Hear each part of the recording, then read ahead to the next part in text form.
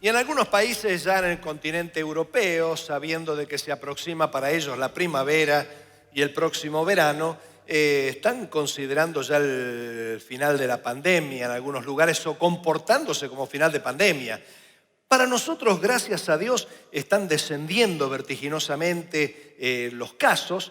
Vamos a ver qué es lo que pasa con el otoño y con el invierno, pero gracias a Dios estamos en un clima de mejor seguridad sanitaria debido a las inmunizaciones, algunos por vía artificial, las vacunas, y otros por vía natural. ¿Cuántos se la pescaron en este año? A ver, levante la mano, ¿cuántos se la pescaron este año? A ver, cambio de pregunta. ¿Cuántos no se la pescaron este año? Este año no la pescamos. Claro, si estamos en enero, febrero. Así que en estos meses todo. Y vos viste lo que es estar enfermo.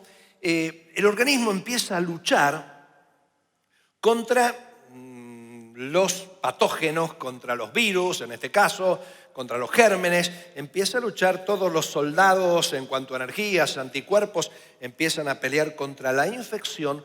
Por eso aconsejan los expertos en que uno debe guardar reposo, porque con mucha actividad física es como que uno divide los soldaditos, ¿no? Y una parte de las energías los gasta en la actividad física y entonces llega un número reducido de soldados bioquímicos para pelear contra la infección. Así que el reposo hace que se concentre todas las energías, todos los recursos inmunológicos del organismo contra la infección. Pero no solamente el reposo que el médico te manda, sino también aún el reposo digestivo. Por eso te dicen que cuando estás con gripe o con alguna infección, de que comas livianito, porque aunque vos no lo creas, el estómago tiene que hacer un trabajo de locos. Tiene que trabajar para que ese sólido que vos comés empiece a ser procesado y se transforme en nutrientes puros que luego son absorbidos por el intestino. Así que por eso cuando una persona está enferma, tradicionalmente le preparan una sopita. Y yo sé, en verano hablar de sopa en Argentina es terrible. Hay países que con 43 grados toman sopa igual, ¿no? Me ha tocado tomar sopa y los coreanos toman sopa fría, así que también la zafan, ¿no? Pero de esta manera, cuando uno bebe sopa, toma todos los nutrientes ya bastante procesados y el estómago no tiene que trabajar tanto. Por eso, en el hemisferio norte, dicen cuando las personas están enfermas toman sopa de pollo, porque eso les ayuda, y el famoso caldito de gallina que uno toma, es como para dar reposo. Pero aún antiguamente, muy antiguamente, las personas que se encontraban enfermas sabían que el mismo organismo no les pedía mucho, porque Dios nos creó con sabiduría para que el organismo, de acuerdo a cómo nos sentimos, vaya dirigiendo nuestras costumbres, nuestros hábitos y conductas.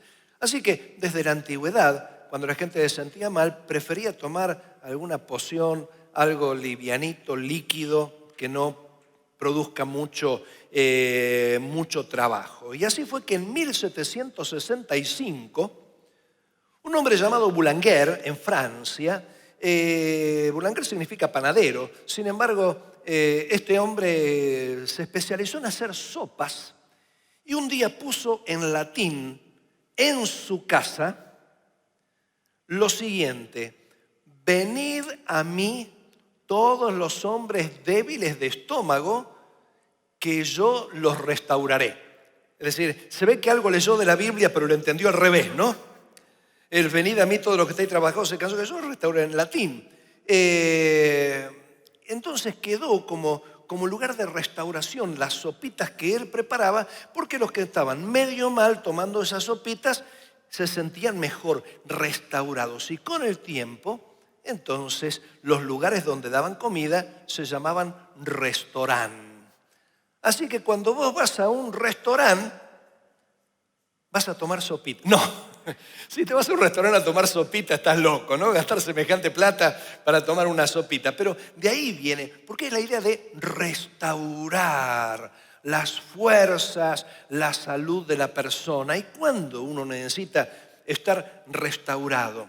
Y después de una pérdida, sea afectiva, física, material, espiritual, uno necesita ser restaurado, tomar un tiempo de recuperarse. Luego de una derrota, de un fracaso, uno necesita restaurarse. Luego de mucho tiempo de estrés, mucho tiempo de trabajo, mucho tiempo de angustias, de nerviosismo, uno necesita pasar por restauración. Luego de alguna caída, uno necesita restaurarse, sanarse. Y hay un libro de la Biblia que es especialista en la restauración. Es más, la palabra restauración o el verbo restaurar aparece en este libro más de 30 veces. Un promedio de entre 2 y 3 veces por capítulo en este libro aparece ese término restaurar, y es el libro de Nehemías. Nehemías escribió este libro y justamente este libro tiene que ver con la restauración, pues todos sabemos que el pueblo de Judá estaba alejándose cada vez más de Dios y los israelitas eran descendientes de los caldeos. Abraham era un caldeo, Sara era caldea, y aquellos con quien se casó Isaac, Rebeca era caldea, las esposas de Jacob también eran de Aram, de la zona de los caldeos también, y empiezan a formar ese grupo nuevo, esa nación llamada Israel, pero demostraron estar bastante crudos. Entonces cuando uno saca el pan del horno medio crudo, uno tiene que volverlo a meter en el horno. Así que volvieron de la tierra de la que habían provenido, tuvieron que ir y sufrieron muchísimo. Pero los caldeos, cuando se los llevaron cautivos a Babilonia, a los judíos, destruyeron toda la ciudad de Jerusalén, destruyeron el templo. Así que unos años después, más de 70 años después, cuando ya no estaban los caldeos, estaban los persas, Nehemías, que era el catador de la comida y la bebida del rey, gracias a su sabiduría, tuvo llegada hacia el rey y el rey le permitió regresar a su tierra temporalmente junto con toda una comitiva para restaurar la ciudad, restaurar los muros que habían sido derribados, restaurar las casas que habían quedado sin sus techos, restaurar el templo, que era el centro de culto, restaurar la vida espiritual, porque Nehemías también tuvo que restaurar la vida espiritual de estos judíos que tenían más de babilónicos que de judíos, y algunos de ellos que estaban demasiado concentrados en restaurarse a sí mismos más que restaurar su relación con Dios. Por la mala relación con Dios fueron desarraigados y cuando volvieron no terminaron de aprender la lección, querían restaurarse así en lugar de restaurar la relación con el Padre. Así es entonces que Nehemías trata de esto y por eso quiero compartir este texto bíblico que se encuentra en Nehemías, el capítulo 4, versículos 7 al 23, que dicen lo siguiente. Pero aconteció que oyendo Sanbalat y Tobías y los árabes, los amonitas y los de Asdod, que los muros de Jerusalén eran reparados, porque ya los portillos comenzaban a ser cerrados, se encolerizaron mucho y conspiraron todos a una para venir a atacar a Jerusalén y hacerle daño. Entonces oramos a nuestro Dios y por causa de ellos pusimos guarda contra ellos de día y de noche. Y dijo Judá: las fuerzas de los acarreadores se han debilitado y el escombro es mucho y no podemos edificar el muro. Y nuestros enemigos encima, nuestros enemigos dijeron: no sepan ni vean hasta que entremos en medio de ellos y los matemos y hagamos cesar la obra. Pero sucedió que cuando venían los judíos que habitaban entre ellos, nos decían hasta 10 veces: de todos los lugares de donde volviereis, ellos caerán sobre vosotros. Entonces, por las partes bajas del lugar, detrás del muro y en los sitios abiertos, puse al pueblo por familias, con sus espadas, con sus lanzas y con sus arcos. Después miré y me levanté y dije a los nobles y a los oficiales y al resto del pueblo: no temáis delante de ellos, acordaos del Señor grande y temible, y pelead por vosotros, por vuestros hermanos, por vuestros hijos y por vuestras hijas, por vuestras mujeres y por vuestras casas. Y cuando oyeron nuestros enemigos que lo habíamos entendido y que Dios había desbaratado el consejo de ellos, nos volvimos todos al muro, cada uno a su tarea.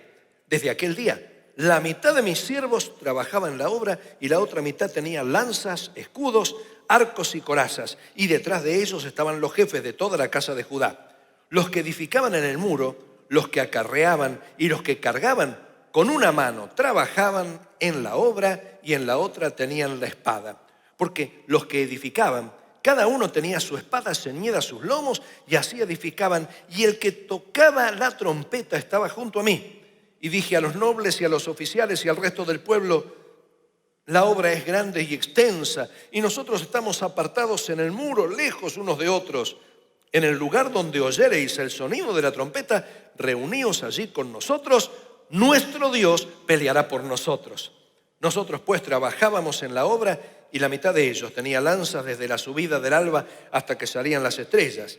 También dije entonces al pueblo: cada uno con su criado permanezca dentro de Jerusalén y de noche sirvan de centinela y de día en la obra.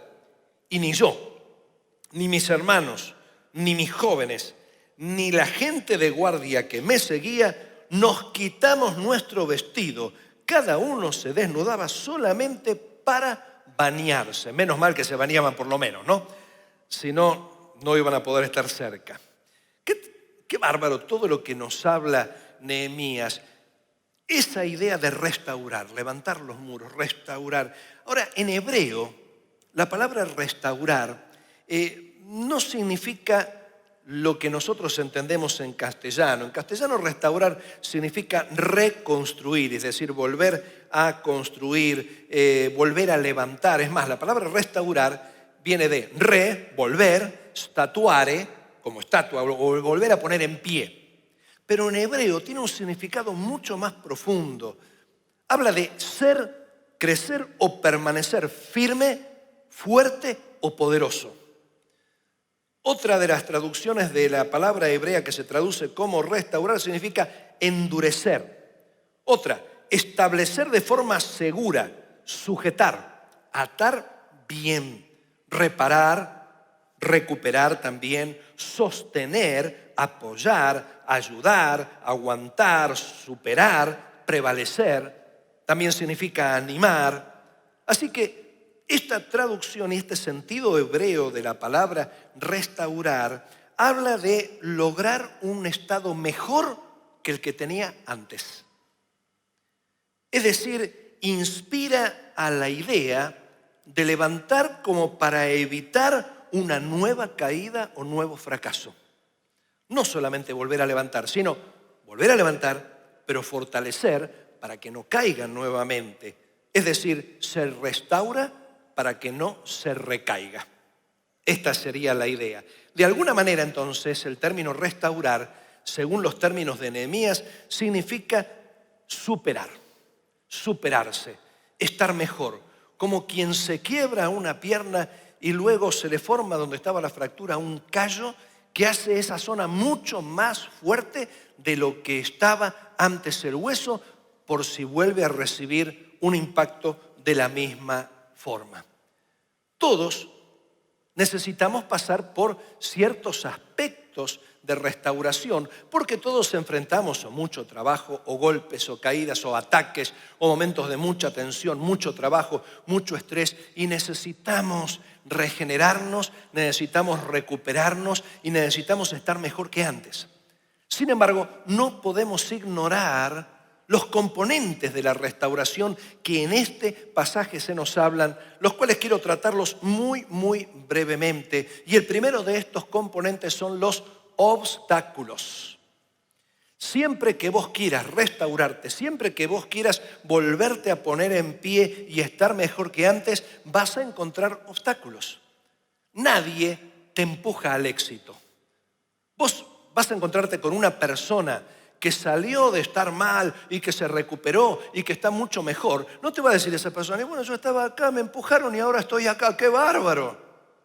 No, tuvieron que enfrentar la resistencia, la propia inercia, tuvieron que hacer algún tipo de esfuerzo, porque el propio peso es un obstáculo. La resistencia a todo lo que hay que hacer es un obstáculo. Si vos no haces fuerza, te desplomás, porque tenés que luchar hasta con el centro de gravedad. Y uno de los primeros obstáculos con los que se lucha es el desánimo. En el capítulo 4, el versículo 10, los judíos dijeron algo que es muy significativo. Dijeron, las fuerzas de los acarreadores se debilitaron. Como diciendo, ya no tienen más fuerza, están cansados. ¿Por qué? Tenían que sacar el escombro. Porque esto es el segundo elemento que menciona dentro del desánimo. El escombro es mucho. Te recuerdo esto. Cuando vos querés restaurarte, cuando vos querés levantar una nueva pared, tenés que asegurarte de quitar el escombro de abajo, porque si no, esa pared se va a caer mucho más rápidamente.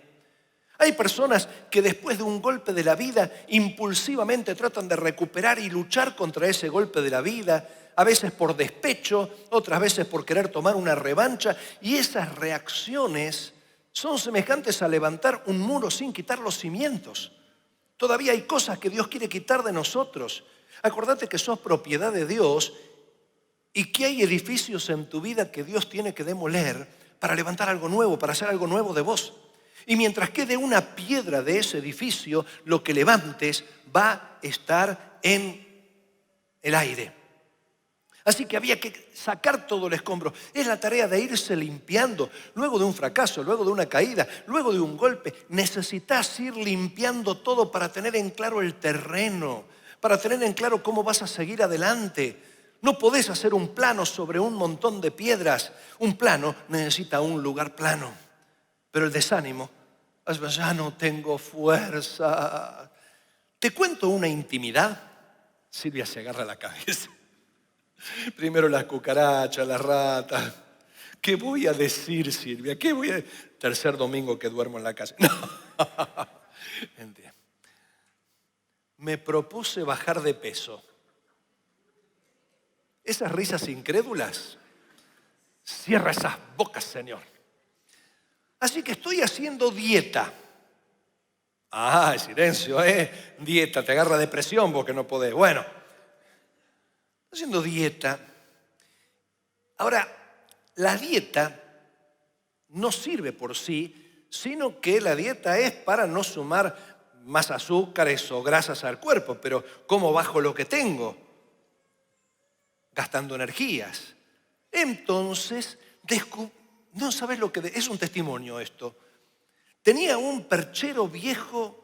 Y de pronto descubrí que el perchero tenía una cinta que va moviéndose así, sobre la que uno puede ir caminando. En casa lo tenía. Me acordé, lo había comprado hacía un tiempo el perchero. La cinta para correr. Y ahí me pongo 6 kilómetros por hora, 45 minutos, 4 kilómetros, ahí voy caminando. Pero pongo la audiobiblia, ya me leí todo 2 de Corintios, 2 veces en 2 versiones distintas. Ahora estoy por Ezequiel, voy por el capítulo 11, empiezo a escuchar predicaciones de pastores amigos. No sabés cómo crezco espiritualmente, pero 45 minutos, ¿no? Y de pronto suena, primeros 10 minutos, vamos todavía. Y cuando llego a la mitad, 22 minutos 30, ahí empiezo. No voy a llegar, no voy a llegar. Y vienen ataques del enemigo que me susurra al oído y me dice, deja solo por hoy. Hoy es un día muy especial para abandonar. No tenés fuerzas, se te va a parar el corazón, vas a morir, ponete a cuentas con el Señor. ¿Qué va a hacer Silvia? Y yo estoy, y la verdad que podría, y voy bajando un puntito de velocidad y de pronto, mentira de Satanás ahí. Y empiezo a correr. Y creo que no doy más. Y de pronto, llegué a los 45 minutos. Me falta la música de Carroza de Fuego. Tan, tan, tan, tan, tan, tan. Bien.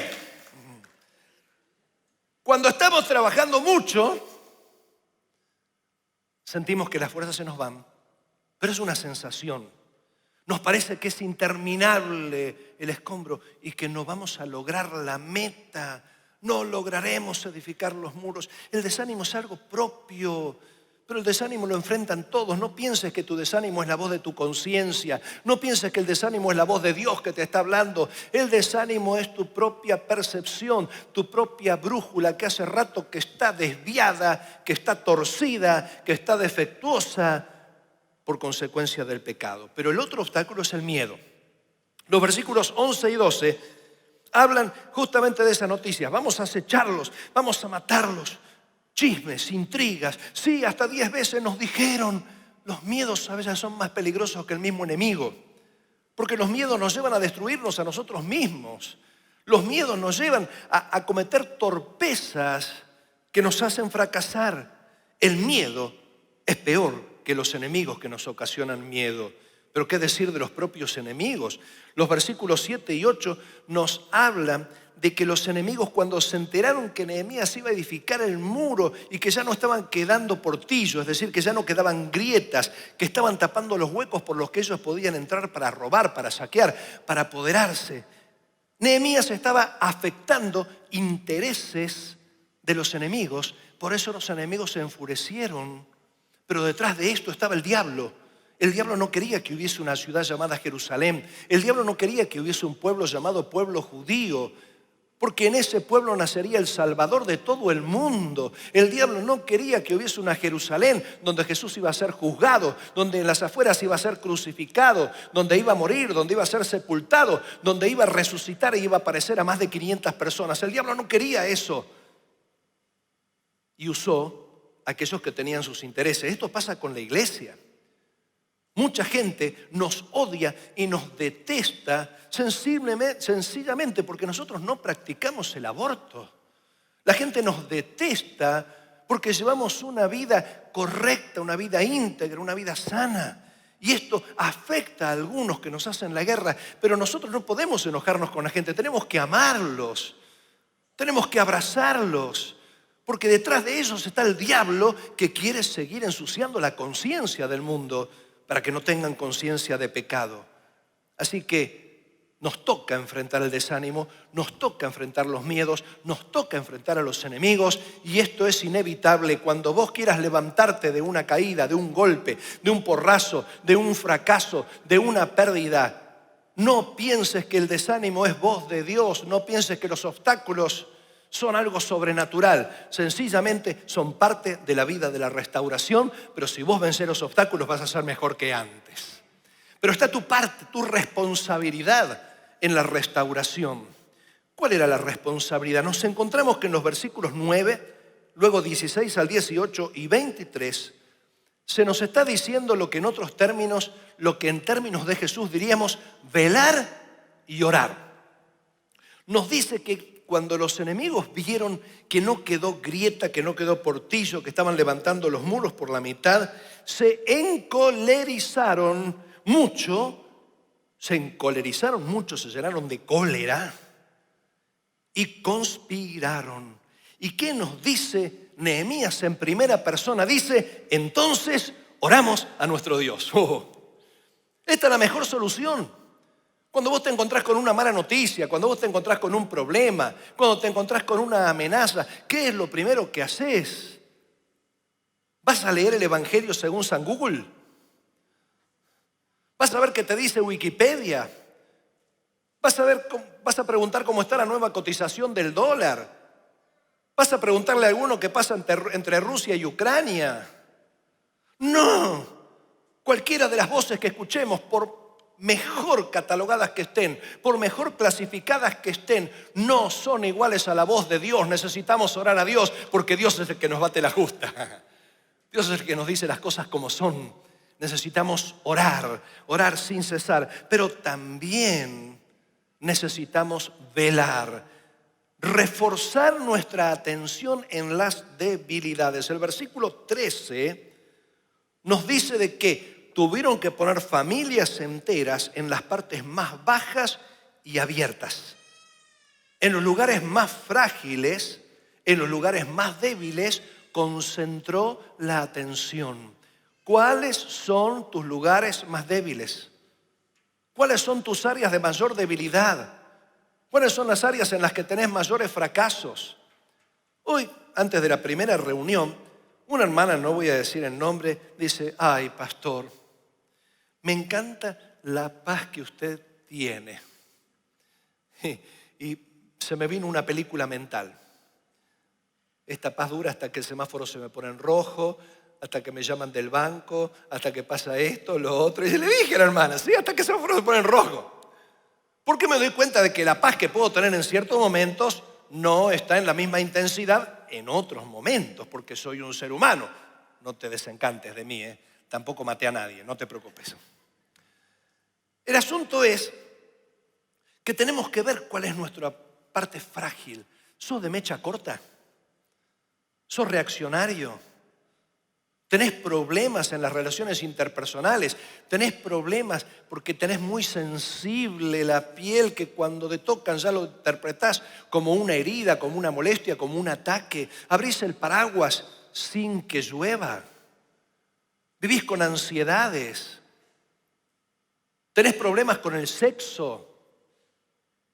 ¿Tenés problemas con la honestidad? ¿Tenés problemas con la mentira? Necesitas aumentar la guardia, velar, estar pendiente de esas áreas para saber pedir ayuda en el momento que corresponde. La mitad del pueblo trabajaba, pero la otra mitad estaba vigilando. Con una mano tenían la cuchara y llevaban las piedras, pero con la otra mano tenían la espada. No te metas en el activismo puro, sino junto con el activismo controla tu integridad. Ten cuidado de ti mismo, le dice Pablo a Timoteo. Necesitamos velar por nuestras vidas, necesitamos velar por la integridad. De nada vale que ganemos y que granjeemos el mundo en términos bíblicos y que perdamos nuestra propia alma. Necesitamos velar, necesitamos cuidar. Segunda acción para ser restaurados es animarnos en la fe. Y esto lo logramos con la palabra de Dios, porque la fe viene por el oír y el oír por la palabra de Dios. Qué interesante lo que Nehemías les dice. Les dice, no temáis delante de ellos, delante de los enemigos. ¿Cómo hago para no temer frente a ciertas situaciones que me dan miedo? Lo dice en la frase siguiente, acordaos del Señor. El miedo, el temor, es la sensación de impotencia ante una amenaza. Con el miedo yo me concentro en la amenaza. Y acá que dice Nehemías, acordaos del Señor. En otras palabras, no te concentres en la amenaza, concéntrate en el Señor, que es grande y temible. Es más grande que tus enemigos. Claro, tu enemigo no es el hincha de River que te molesta contando los campeonatos. El enemigo no es el del otro bando político. El enemigo ni siquiera es el delincuente que te puso un fierro en la cabeza. Ese no es el enemigo. El enemigo es el diablo. Pero cualquier circunstancia que el diablo quiera utilizar puede parecer enorme, puede parecer grande, puedes sentirte impotente frente a esa circunstancia que parece enorme, pero Dios es más grande que esa circunstancia. Dios es más grande que tus enemigos. Dios es más grande que lo que te puede dar miedo. Te digo más, Dios es el miedo de lo que te da miedo. No sé si lo entendés. ¿Tus enemigos te dan miedo? Dios es el miedo de tus enemigos, porque Dios es grande y temible. Es como que le dice, no temas a ellos, Dios les da más miedo a ellos de lo que ellos te dan miedo a vos. Y lo interesante dice, nuestro Dios pelea por nosotros. Ahora, nuestro es un pronombre posesivo que nos hace creer de que Dios es nuestro. Mi Diosito, ¿te acuerdas que había llorado? Mi Diosito, que lo guardo en el bolsillito y que lo tengo en la billeterita. Mi Diosito, Jesucito, todo hito. Ahora, en realidad no es nuestro Dios como si Dios fuera nuestra pertenencia. Parece, porque es un pronombre posesivo, pero el sustantivo Dios habla del dueño del universo. Entonces decir nuestro Dios es lo mismo que decir somos pertenencia de Dios. ¿Sabías que sos de Dios? Decirle al del lado, sos de Dios. 2 o 3 que lo miraron, ¿será? ¿Con esa cara? si sos de Dios, Dios pelea por vos.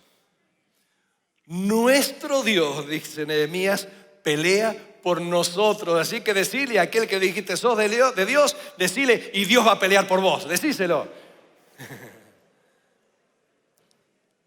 Así que tenían que aprender a velar y orar. Tenían que animarse en la fe escuchando palabra de Dios. Tenían que estar unidos. Los versículos 18 y 20 dicen que el trabajo los separaba. Porque se sigue cumpliendo esto. Era muy grande el muro y pocas las personas. La mies es mucha y los obreros son pocos.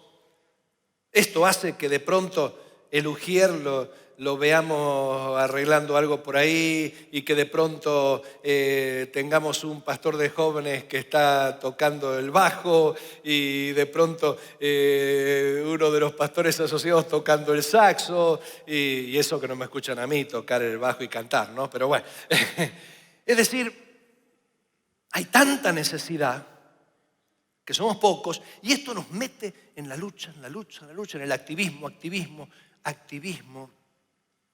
Pero este activismo a veces nos pone muy individuales, muy encerrados en nosotros mismos, con poca comunión.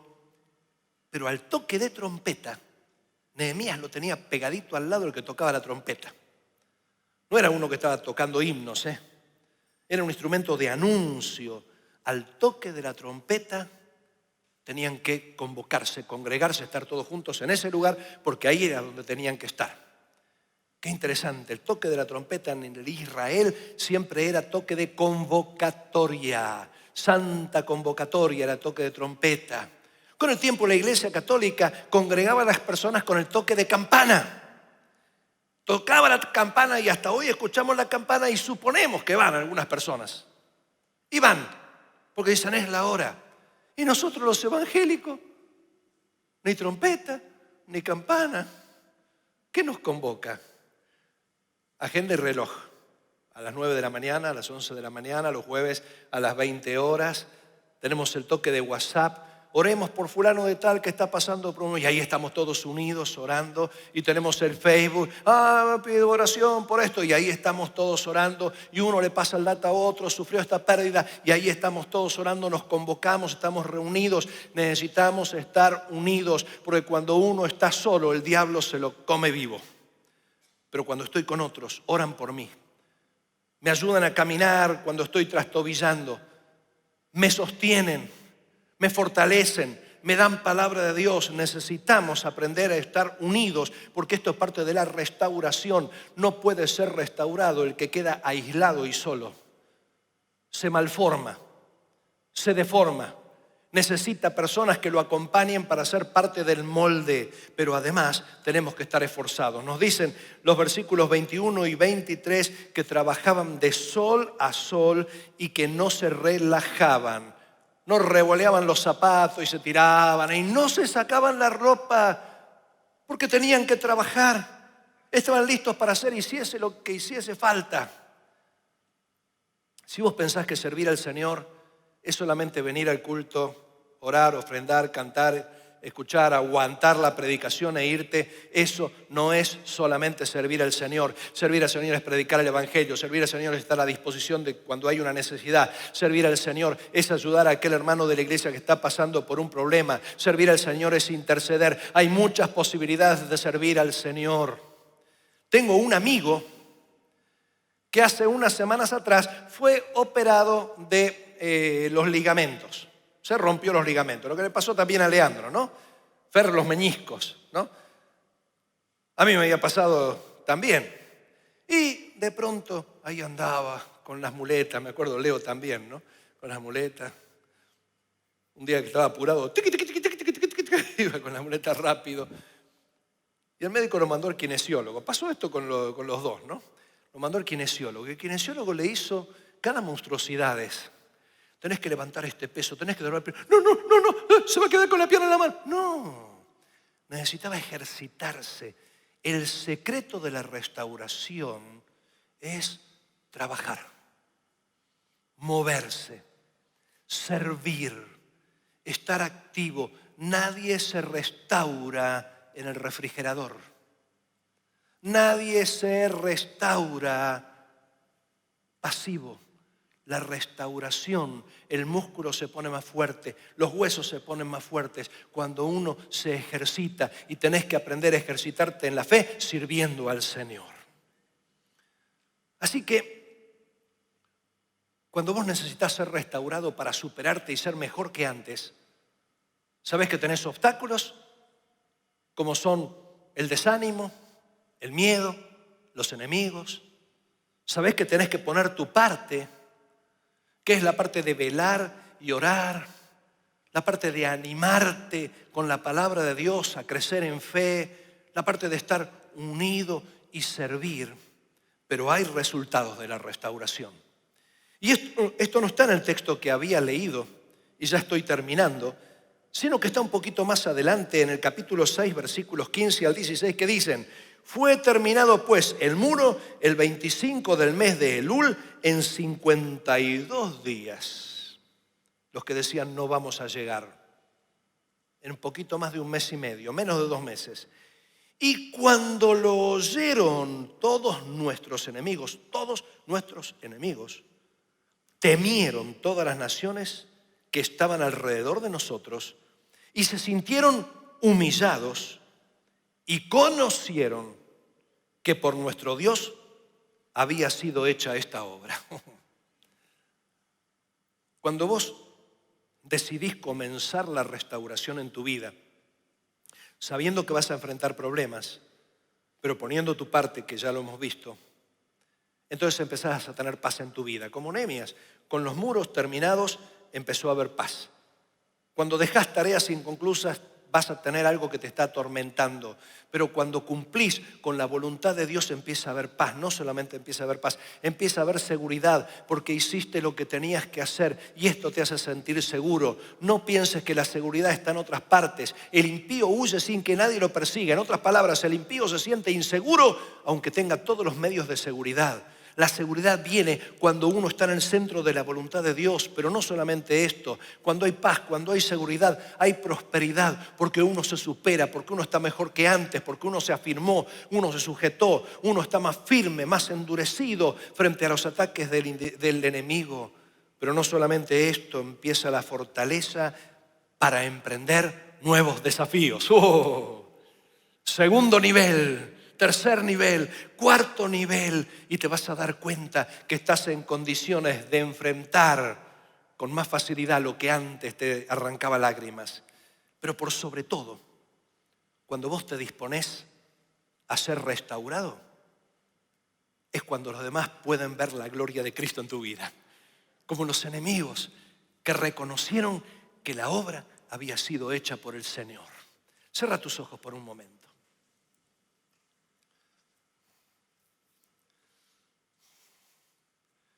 No sé cómo estás. No sé si sufriste alguna pérdida, algún golpe de la vida, algún fracaso. Si has estado pasando por mucho trabajo, mucho estrés.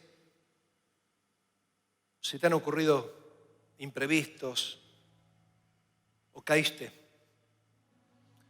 Tenés la posibilidad de hoy comenzar tu restauración. Así como Nehemías decidió que hubo un hoy en el que empezaba a levantar los muros. Dijo, este es el día, este es el momento. Vos tenés que dejar de llorar, dejar de lamentar y decir, hoy empieza la restauración.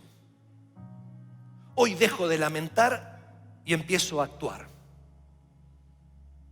Te vas a enfrentar con el desaliento, con el desánimo, con los miedos, con las intrigas, con los contratiempos, con los enemigos mismos. Sobre todo, más de una vez vas a sentir que no tenés fuerzas. Pero si vos velás y orás, si vos alimentás tu fe con la palabra de Dios, si vos permanecés unido al cuerpo de Cristo, si vos te decidís a servir al Señor y dejar de estar esperando mejores condiciones, te aseguro, tu restauración es segura. Y no solamente esto, los mismos que te vieron caer van a reconocer que Dios te está levantando, que Dios te está haciendo más fuerte, que Dios te está haciendo más firme, que Dios te está ayudando, porque al fin y al cabo no somos nosotros y la guerra no es nuestra, sino es la de nuestro dueño, porque vos sos propiedad de Dios y Dios pelea por vos. No sé si has pasado por alguna de estas situaciones en las que necesitas ser restaurado. Pero si te das cuenta que necesitas restauración, la clave está en vos. Decidir, hoy comienza mi restauración, voy a enfrentar los obstáculos y voy a hacer lo mío. Es probable que entre los que hoy tomen esta decisión haya algunos que vinieron por primera vez o que habiendo venido por varias ocasiones no lo hicieron. La principal restauración comienza cuando Cristo entra en tu vida, perdonando tus pecados, pasados, presentes y futuros. Cuando aceptás el sacrificio de Jesús en la cruz y pasás a ser pertenencia de Él, esa es la mayor de las restauraciones. Después es acabado fino. Todos aquellos que deciden que hoy es el día de restauración, que hoy comienza la restauración, todos aquellos que hoy lo quieren decidir, los invito a que se pongan de pie para que oremos juntos al Señor.